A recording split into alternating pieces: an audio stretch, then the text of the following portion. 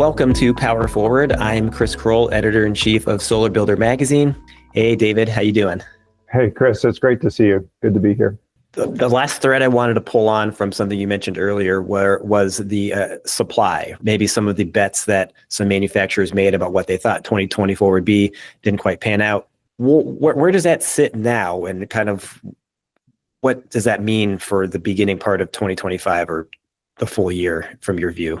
Yeah, globally, there is still excess supply in many, many markets, and continuing to kind of put pressure on new manufacturing and pricing. I think in the U.S. it's a little healthier than in Europe as a whole, but I continue to hear weekly about kind of the fresh new deal, particularly on PV modules, but also in some cases in inverters and some other product categories.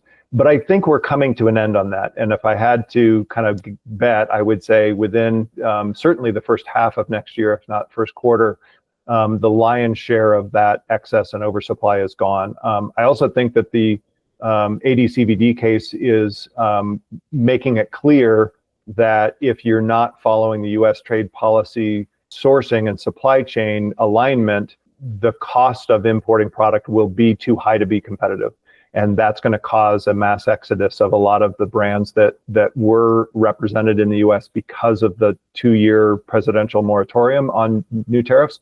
That's passed now. We're done. And so there's some cleanup and some sort of finalization that has to be done. And there's some inventory here in the U.S. that still needs to be consumed and installed, but it doesn't get backfilled. It's not being backfilled today. So I think that landscape is shifting. It's shifting towards more of an equilibrium and a narrower overall price range on PV.